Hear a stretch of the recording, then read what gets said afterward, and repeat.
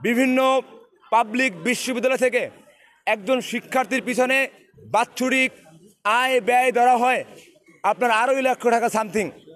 সেখানে জাতীয় বিশ্ববিদ্যালয়ের একজন শিক্ষার্থীর পিছনে বাৎসরিক ব্যয় ধরা হয় 703 টাকা অ্যাভারেজ। এটা একটা হাস্যকর কথা। সংস্করণ শুরু করছি। এই সংস্কার জাতীয় বিশ্ববিদ্যালয়ের গণ্ডির মধ্যে আমাদের ঢুকতে হবে। এই টোটাল সিন্ডিকেটকে ভেঙে দিতে হবে। আমাদের গভর্নিং বডির টাকা নেই, অবশ্যই আছে, আমরা তো টাকা দিচ্ছি, সে টাকাগুলো কোথায় গেছে, কি করছেন? আমি এই ক্যাম্পাসের একজন শিক্ষার্থী হিসাবে আমি শিক্ষার্থীদের সাথে মেশামেশি করি, তাদের অবস্থা জানি।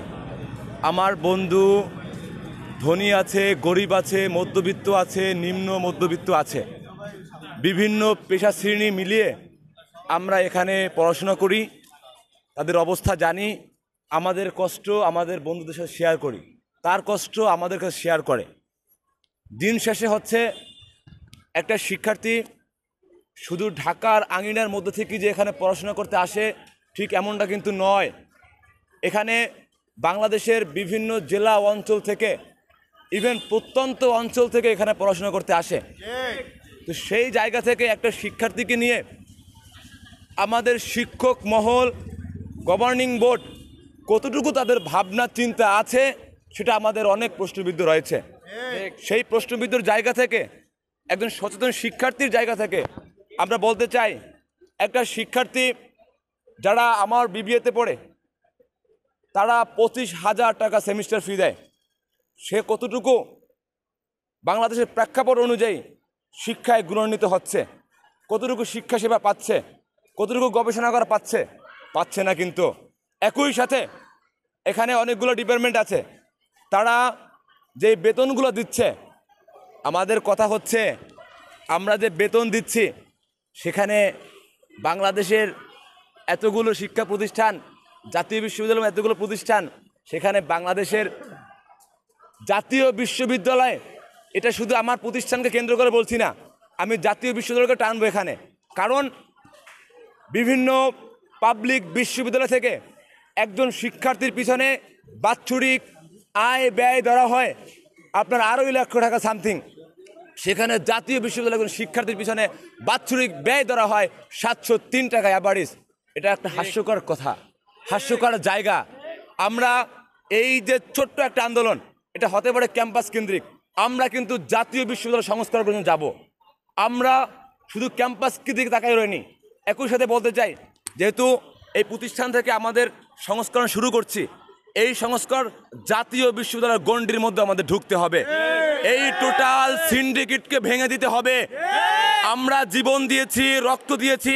আমার বন্ধু অর্ক এই প্রতিষ্ঠান থেকে পড়াশোনা করছে, তিনি হাতে বুলেট ঢুকেছে। তারা শুধু দেয় নাই, এই সংস্কারের জন্যই, এই সিন্ডিকেটকে ভেঙে দেওয়ার জন্যই আমাদের এই আন্দোলন, আমাদের এই সংগ্রাম, আমাদের এই বিপ্লব। প্রিয় বন্ধুগণ, প্রিয় সাংবাদিক বন্ধুগণ, আমরা স্পষ্ট করে বলতে চাই, যেটা শুরুতে বলছিলাম, যে এখানে শুধু ঢাকার আঞ্চলিক ছেলেপান আসে না, বাংলাদেশের 56,000 বর্গমাইল সেই প্রত্যন্ত অঞ্চল থেকে এখানে পড়াশোনা করতে আসে। এখানে আপনারা জানেন যে এখানে আমাদের হোস্টেল রয়েছে, সেগুলো নিয়ে কিন্তু কোনো কথা বলতেছি না গভর্নিং বোর্ড। আজকে বিপ্লবের 3 মাস, হোস্টেলগুলো কি সংস্কার হয়েছে? হয়নি। সিটগুলো কি সংস্কার হয়েছে? হয়নি। আমাদের গভর্নিং বোর্ডের কি টাকা নেই? অবশ্যই আছে, আমরা তো টাকা দিচ্ছি, সে টাকাগুলো কোথায় গেছে, কি করছেন? পিছনের অবস্থা ভুলে যান।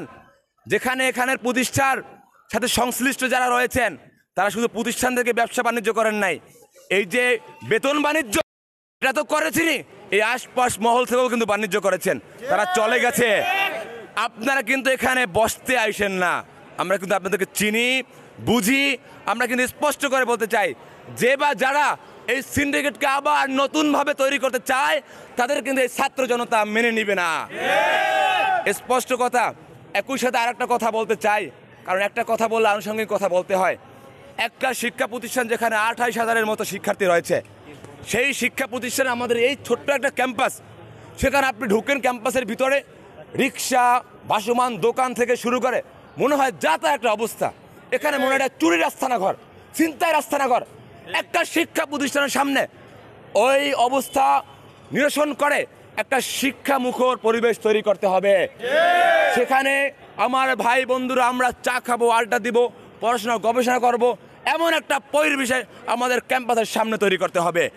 এখানে এই ভাসমান দোকান থেকে শুরু করে চুরির আস্থানা, ছিনতাইয়ের আস্থানা, মাদকের আস্থানা এই ভাসমান দোকানের মাধ্যমে হয়, সেটা উৎখাত করতে হবে।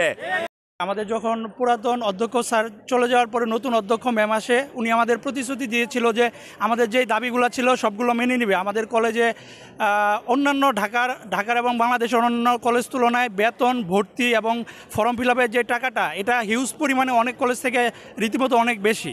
তো এটা যখন আমরা ওনাকে জানাইছিলাম, উনি আমাদের বলছে যে এটা বিষয়টা উনি আমাদেরকে দেখবে, কমাবে বা আমাদের একটা আশ্বাস দিয়েছিল।